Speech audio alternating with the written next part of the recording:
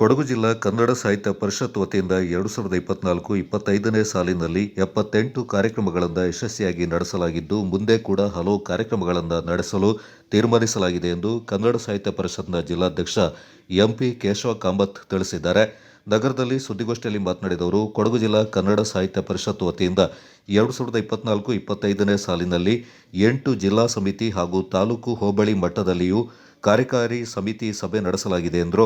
ಕೊಡಗಿನ ದಾನಿಗಳು ನೀಡಿದ ದತ್ತಿ ನಿಧಿಯಿಂದ 51 ಕಾರ್ಯಕ್ರಮಗಳನ್ನು ನಡೆಸಲಾಗಿದ್ದು, ಸಾಹಿತ್ಯ ಪರಿಷತ್ನ ಸಂಸ್ಥಾಪಕರಾದ Nalvadi Krishnaraja Wodeyar, sir M Visvesvaraya, sir Mirza Ismail ದಿನಾಚರಣೆ ಅಲ್ಲದೆ ಜಿಲ್ಲೆಯ ತಾಲೂಕು ಹೋಬಳಿ ಸಮಿತಿಗಳು ಸೇರಿ 10ಕ್ಕೂ ಹೆಚ್ಚು ಕನ್ನಡ ರಾಜ್ಯೋತ್ಸವ ಕಾರ್ಯಕ್ರಮಗಳನ್ನು ನಡೆಸಿದೆ ಎಂದರು. ಮಂಡ್ಯದಲ್ಲಿ ನಡೆದ 87ನೇ ಅಖಿಲ ಭಾರತ ಕನ್ನಡ ಸಾಹಿತ್ಯ ಸಮ್ಮೇಳನದ ಅಂಗವಾಗಿ ಬಂದ ಕನ್ನಡ ಜ್ಯೋತಿ ಹೊತ್ತ ರಥವೊಂದ ಜಿಲ್ಲೆಯ ಗಡಿಭಾಗ ಸಂಪಾಜೆಯಲ್ಲಿ ಸ್ವಾಗತಿಸಿ ಮಡಿಕೇರಿ, ವಿರಾಜಪೇಟೆ, ಪೊನ್ನಂಪೇಟೆ, ಕುಶಾಲನಗರ ಹಾಗೂ ಸೋಮವಾರಪೇಟೆ ತಾಲೂಕುಗಳಲ್ಲಿ ವಿಶೇಷ ಕಾರ್ಯಕ್ರಮಗಳನ್ನು ನಡೆಸಿ ಬೀಳ್ಕೊಡಲಾಯಿತು. ಕುಶಾಲನಗರದಲ್ಲಿ 5,000 ಮಂದಿ ಕನ್ನಡ ನಾಡಗೀತೆ, ರೈತಗೀತೆ ಮತ್ತು ಹುಟ್ಟಿದರೆ ಕನ್ನಡ ನಾಡಲ್ಲಿ ಹುಟ್ಟಬೇಕು ಹಾಡನ್ನ ಏಕಕಂಠದಲ್ಲಿ ಹಾಡುವ ಮೂಲಕ ಕಾರ್ಯಕ್ರಮವನ್ನು ಯಶಸ್ವಿಗೊಳಿಸಲಾಯಿತು. ಜಿಲ್ಲೆಯ ಪೊಲೀಸ್ ಅಧಿಕಾರಿಗಳಿಗೆ ಮತ್ತು ಸಿಬ್ಬಂದಿಗಳಿಗೆ ಜಾನಪದ, ಭಾವಗೀತೆ ಮತ್ತು ಹಳೆಯ ಕನ್ನಡ ಚಿತ್ರಗೀತೆಗಳ ಸ್ಪರ್ಧೆಯನ್ನು ಆಯೋಜಿಸಲಾಗಿತ್ತು. ಜಿಲ್ಲೆಯ ಕವಿ ಮತ್ತು ಸಾಹಿತಿಗಳ 10ಕ್ಕೂ ಹೆಚ್ಚು ಪುಸ್ತಕಗಳನ್ನು ಬಿಡುಗಡೆಗೊಳಿಸಲಾಗಿದ್ದು, ಮಡಿಕೇರಿಯ ಸುದರ್ಶನ ವೃತ್ತದ ಬಳಿಯಲ್ಲಿರುವ ಸಾಹಿತ್ಯ ಪರಿಷತ್ತಿಗೆ ಸೇರಿದ 60 ಸೆಂಟ್ ಜಾಗದಲ್ಲಿ ಕನ್ನಡ ಸಾಹಿತ್ಯ ಭವನ ರಚಿಸುವ ನಿಟ್ಟಿನಲ್ಲಿ ಸಚಿವರು, ಶಾಸಕರು, ಮಾಜಿ ಶಾಸಕರು ಹಾಗೂ ಪ್ರತಿನಿಧಿಗಳು, ಸಾಹಿತ್ಯ ಪರಿಷತ್ ಪದಾಧಿಕಾರಿಗಳು ಸೇರಿದಂತೆ ಕನ್ನಡ ನಿರ್ಮಾಣ ಸಮಿತಿಯನ್ನು ರಚನೆ ಮಾಡಲಾಗಿದೆ ಎಂದರು. ಭಾಷಣ ಸ್ಪರ್ಧೆ, ಕವಿಗೋಷ್ಠಿ, ಜಾನಪದ ನೃತ್ಯ ಕಾರ್ಯಕ್ರಮ, ಜಾನಪದ ಗೀತ ಕಾರ್ಯಕ್ರಮ, ಕನ್ನಡ ಗೀತ ಗಾಯನ, ಹೀಗೆ 10 ಹಲವು ಕಾರ್ಯಕ್ರಮಗಳನ್ನು ಕೂಡ ಕಳೆದ ವರ್ಷ ಮಾಡಿದ್ದೇವೆ. ನಾನು ಅಧಿಕಾರ ವಹಿಸಿಕೊಳ್ಳುವ ಸಂದರ್ಭದಲ್ಲಿ 19 ದತ್ತಿ ನಿಧಿ ನಮ್ಮ ಜಿಲ್ಲೆಯಲ್ಲಿ ಇದ್ದು, ಈಗ ಎಲ್ಲರ ಸಹಕಾರದೊಂದಿಗೆ ಅದನ್ನು 48ಕ್ಕೆ ಏರಿಸಲಾಗಿದೆ. 19,55,000 ರೂಪಾಯಿ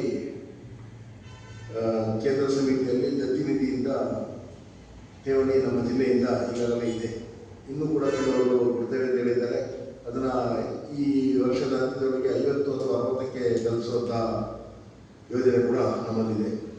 ಮತ್ತು ಶೈಕ್ಷಣಿಕವಾಗಿ ವಿದ್ಯಾರ್ಥಿಗಳಿಗೆ ಪ್ರಯೋಜನ ಆಗಬೇಕು ಅನ್ನೋ ನಿಟ್ಟಿನಲ್ಲಿ 10ನೇ ತರಗತಿ ಮತ್ತು ಪದವಿ ಪೂರ್ವ ಪರೀಕ್ಷೆಗಳಲ್ಲಿ ಜಿಲ್ಲೆಯಲ್ಲಿ ಅತಿ ಹೆಚ್ಚು ಅಂಕ ಪಡೆದ ವಿದ್ಯಾರ್ಥಿಗಳನ್ನು ಗೌರವಿಸಿ ಸನ್ಮಾನಿಸಲಾಗಿದೆ. ಅದಕ್ಕೋಸ್ಕರ ಅದು ಪ್ರತಿ ವರ್ಷವೂ ನಡೆಯಬೇಕು ಅನ್ನೋ ನಿಟ್ಟಿನಲ್ಲಿ ಆ ಕಾರ್ಯಕ್ರಮಕ್ಕೋಸ್ಕರ ದತ್ತಿ ಸ್ಥಾಪನೆ ಕೂಡ ಮಾಡಲಾಗಿದೆ.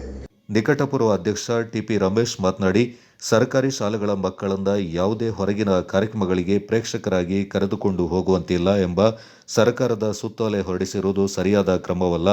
ವಿದ್ಯಾರ್ಥಿಗಳಿಗೆ ಸಾಹಿತ್ಯ ಕಲಿಕೆಯ ಒಂದು ಭಾಗವಾಗಿರುವುದರಿಂದ ಕನ್ನಡ ಪರ ಕಾರ್ಯಕ್ರಮಗಳಿಗೆ ಭಾಗವಹಿಸಲು ಸರ್ಕಾರ ಒತ್ತು ನೀಡಬೇಕೆಂದರು.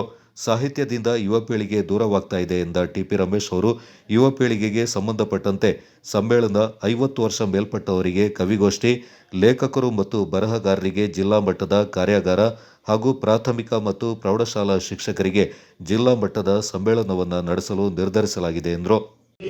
ಜಿಲ್ಲಾ ಮಟ್ಟದ ಪ್ರಾಥಮಿಕ ಮತ್ತು ಪ್ರೌಢಶಾಲಾ ಶಿಕ್ಷಕರುಗಳಿಗೆ ಜಿಲ್ಲಾ ಶಿಕ್ಷಕರ ಸಂಘದ ಸಹಯೋಗದೊಂದಿಗೆ ಜಿಲ್ಲೆಯ ಶಿಕ್ಷಕರ ಸಂಘ ತಾಲೂಕು ಮಟ್ಟದಲ್ಲಿ, ಜಿಲ್ಲಾ ಮಟ್ಟದಲ್ಲಿದೆ.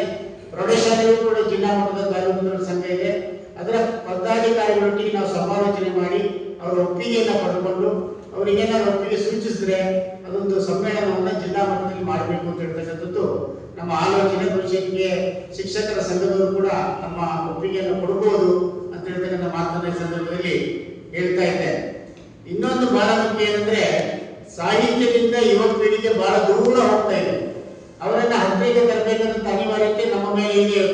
ಇದರ ಮುಂದೊಂದು ದಿನ ಸಾಹಿತ್ಯ ಪರಿಷತ್ತಿನ ಮೇಲೆ ಜನ ಮಾತಾಡ್ತಕ್ಕಂಥ ಪದ್ಧತಿ ಬರ್ತದೆ. ಯುವಕರನ್ನು ಸೇರಿಸಿಲ್ಲ, ಯುವಕರಿಗೆ ಕಾರ್ಯಕ್ರಮ ಮಾಡಲಿಲ್ಲ. ಸಾಹಿತ್ಯ ಪರಿಷತ್ನಲ್ಲಿ ನಡೆಸಿರುವಂಥದ್ದು ಖಂಡಿತವಾಗಿ ಕೂಡ ಅದು ಬಹಳ ಉಲ್ಲೇಖಾರ್ಹ ಅಂತ ನಾನು ಹೇಳ್ತೇನೆ. ಅದರಲ್ಲೂ ಪಂಜೆ ಮಂಗೇಶ್ವರಾಯರ 150ನೇ ಜನ್ಮದಿನಾಚರಣೆ. ಪಂಜೆ ಮಂಗೇಶ್ವರಾಯರು ಪ್ರಪ್ರಥಮ ಭಾರತೀಯ ಮುಖ್ಯೋಪಾಧ್ಯಾಯರಾಗಿ ನಮ್ಮ ಸರ್ಕಾರಿ ಶಾಲೆಯಲ್ಲಿ ಮುಖ್ಯೋಪಾಧ್ಯಾಯ ದುಡಿದವರು. ಹಾಗೆ ಇದುವರೆಗೂ ಬ್ರಿಟಿಷರೇ ಆ ಹುದ್ದೆಯನ್ನು ಅಲಂಕರಿಸಿದ್ದು. ಇವರು ಶಾಲಾ ಇನ್ಸ್ಪೆಕ್ಟರ್ ಆಗಿ ಮತ್ತು ಅಧ್ಯಾಪಕರಾಗಿ ಅಥವಾ ಮುಖ್ಯೋಪಾಧ್ಯಾಯರಾಗಿ ಆ ಶಾಲೆಯಲ್ಲಿ